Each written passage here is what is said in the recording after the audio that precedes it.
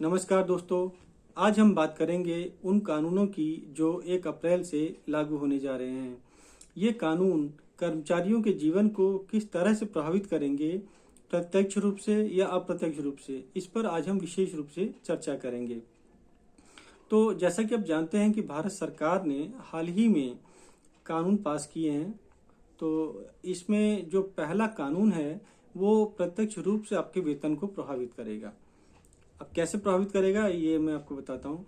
जैसा कि आप जानते हैं कि वेतन जो है उसके 2 हिस्से होते हैं। कुल वेतन के 2 हिस्से होते हैं। पहला हिस्सा होता है उसमें भत्ते होते हैं, दूसरा हिस्सा होता है वो मूल वेतन होता है। तो अभी तक क्या होता आया था, जो कंपनियां हैं वो मूल वेतन जो है वो कम रखती थी, यानी कि कुल वेतन का 50% से कम मूल वेतन रखती थी और भत्ता जो है वो 50% से अधिक रखती थी। इसके पीछे उनकी धूर्तता क्या थी या उनकी साजिश क्या थी कि वो ये थी कि जो मूल वेतन है वो उसके आधार पर जो है आपका पीएफ का कंट्रीब्यूशन तय होता है। अब जितना कंट्रीब्यूशन पीएफ के लिए आप देते हैं उतना ही कंट्रीब्यूशन एम्प्लॉयर को भी देना पड़ता है, यानी कि कंपनी के मालिक को भी देना पड़ता है। तो मूल वेतन जितना कम होगा उतना कंपनी के मालिक को कंट्रीब्यूशन भी कम देना पड़ेगा पीएफ का। तो यही वजह थी जिसके कारण जो है वो मूल वेतन का जो प्रतिशत है वो कम रखते थे। अब जो नया कानून जो लागू होने जा रहा है 1 अप्रैल से, तो उसके मुताबिक अब कंपनियां जो है भत्ता 50% से अधिक नहीं रख पाएगी। इसका मतलब यह है कि कुल वेतन का कम से कम 50% तो होगा ही। इसका प्रभाव क्या पड़ेगा? तो इसका प्रभाव ये पड़ेगा कि आपका जो पीएफ का जो कंट्रीब्यूशन है वो बढ़ जाएगा। और पीएफ का कंट्रीब्यूशन आपका बढ़ेगा तो एम्प्लॉयर का ही बढ़ेगा, यानी कंपनी के मालिक का ही बढ़ेगा। तो उसको एक तरीके से नुकसान है। एम्प्लॉय को, कर्मचारियों को एक तरीके से फायदा है, किंतु ये फायदा जो दीर्घकालीन है, क्योंकि जो तत्काल जो है, जो उनका इन हैंड सैलरी आता है उसमें कटौती हो जाएगी और उनके पास सैलरी कम आएगी क्योंकि पीएफ का कंट्रीब्यूशन ज्यादा जाएगा। दीर्घकालीन फायदा ये होगा कि जब पीएफ जो है वो ज्यादा राशि जमा होगी तो उसका जो बेनिफिट भी जो है उनको आगे ज्यादा मिलेगा, ज्यादा इंटरेस्ट मिलेगा, ज्यादा अमाउंट मिलेगा। अब इसके पीछे जो है गवर्नमेंट की सोच क्या है, तो मुझे नहीं लगता कि इसके पीछे जो है कर्मचारियों के हित को ध्यान में रखकर ये कानून बनाया गया है।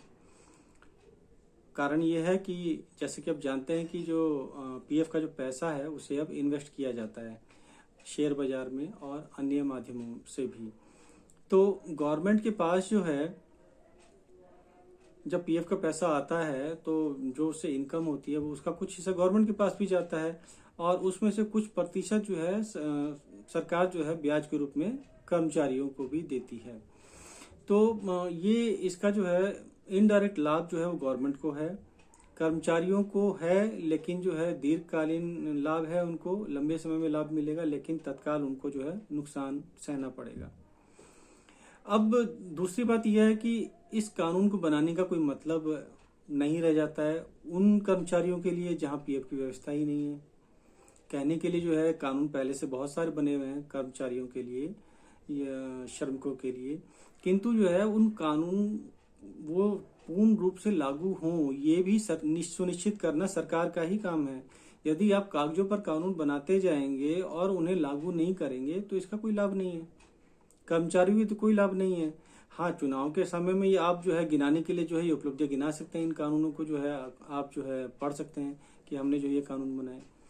लेकिन चूंकि मैं ये अपने अनुभव से बात कर रहा हूँ, मैं सिर्फ सुनी सुनाई बात नहीं कर रहा। मेरे अपने 20 साल के करियर में सिर्फ 3 कंपनियां ही ऐसी थी जो पीएफ देती थी, और जो पीएफ नहीं देती थी उनमें बड़ी बड़ी कंपनियां भी शामिल हैं, नामी कंपनियां शामिल है, प्राइवेट लिमिटेड कंपनियां भी शामिल हैं, तो इंटरनेशनल कंपनियां भी शामिल हैं। तो पीएफ अब जब तक जो है पीएफ लागू ही जब नहीं होगा तो उसका बेनिफिट कर्मचारियों को कैसे मिलेगा, ये पहली महत्वपूर्ण बात है।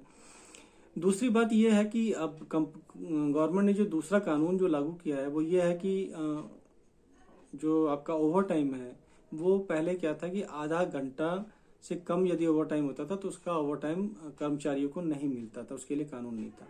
बट अब कानून ये है कि कम से कम 15 मिनट यदि ओवर टाइम होता है तो कंपनी को आधे घंटे का ही ओवर टाइम देना पड़ेगा कर्मचारियों को। लेकिन इस कानून का भी जो है कोई उपयोगिता इसकी है नहीं, क्योंकि बहुत सारी कंपनियां ओवरटाइम करवाती तो हैं बट लेकिन देती नहीं है। तो आपको पहले यह सुनिश्चित करना चाहिए कि पहले जो कानून था, जो 30 मिनट का जो कानून आपने बनाया था कि कम से कम 30 मिनट ओवरटाइम हो तो उसको ओवरटाइम कंपनी को देना पड़ेगा, तो कंपनी तो ओवरटाइम दे ही नहीं रही है। तो ये 15 मिनट का कानून बनाने से क्या फायदा होगा?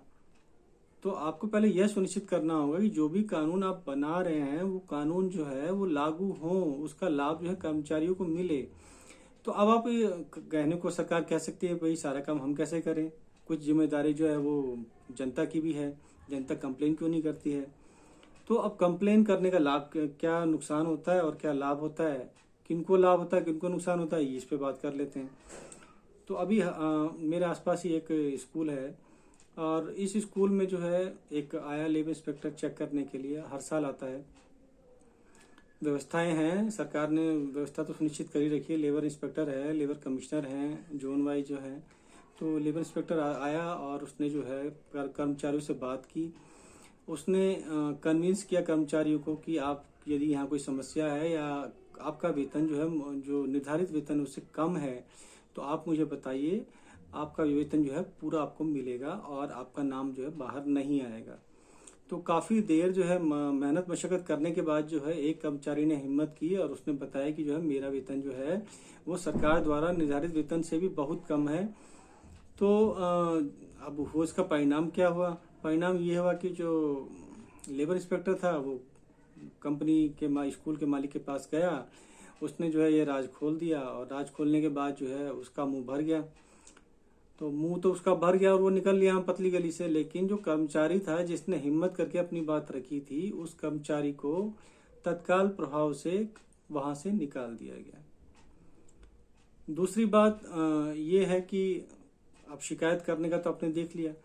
अब यदि कंपनी मान लीजिए कि जो है प्रोटेक्शन दे भी, आप जो है प्रोटेक्शन दे कि भाई आप जो है कंप्लेन कीजिए, आपको इसको वहां से नहीं निकाला जाएगा, कंपनी से नहीं निकाल सकती कंपनियां। तो अब वो कंपनी नहीं निकालेगी, लेकिन जो है कंपनी जो है फिर परेशान करना शुरू कर देगी। उसके बाद बहुत सारे तरीके हैं, बहुत सारे हथियार हैं उसके पास। दूसरी बात यह है कि मार्केट में जो है वो ऐसा कुछ फैला देगी जिससे आप जो अगली जॉब पाना भी चाहें तो आपको नौकरी मिलेगी नहीं आसानी से, यानी कि ब्लैकलिस्ट करने का ऑप्शन है उनके पास। तो ये सब चीजें हैं। तो इसमें जो है जनता जो है वो खुलकर सामने नहीं आ पाती है और ऐसे में सरकार की जिम्मेदारी बढ़ जाती है कि जो भी उन्होंने जिम्मेदार व्यक्ति नियुक्त किए हैं जिस जोन में, उन पर जो है कार्रवाई होनी चाहिए कि यदि उनके जोन में जो कोई भी कंपनी यदि गलत तरीके से कार्य करती है, कानून का पालन नहीं करती है, कर्मचारियों को उनका उचित लाभ नहीं देती है, तो इसका जो हर्जाना जो है वो वहां के लेबर इंस्पेक्टर और लेबर कमिश्नर से वसूला जाए।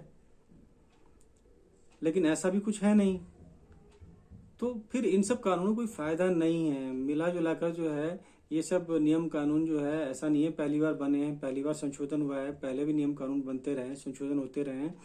लेकिन जब तक ये नियम कानून लागू हो, पूर्ण रूप से ये सुनिश्चित ना कर लिया जाए, तब तक इन कानूनों का कोई लाभ नहीं है।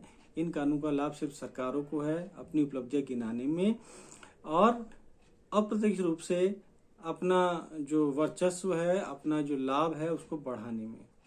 तो दोस्तों आज का विषय यहीं तक। यदि आपके मन में भी कोई विषय है या आप भी कोई अपना अनुभव साझा करना चाहते हैं या आप कोई प्रश्न पूछना चाहते हैं, आप किसी समस्या में फंसे हैं, तो आप जो है यहाँ कमेंट वीडियो में जो के नीचे जो कमेंट बॉक्स है उसमें कमेंट करके जो है अपनी बात मुझ तक पहुँचा सकते हैं, या फिर जो है इस चैनल के अबाउट सेक्शन में ईमेल आईडी और फ़ोन नंबर है, आप उसके माध्यम से भी मुझसे संपर्क कर सकते हैं। धन्यवाद, नमस्कार।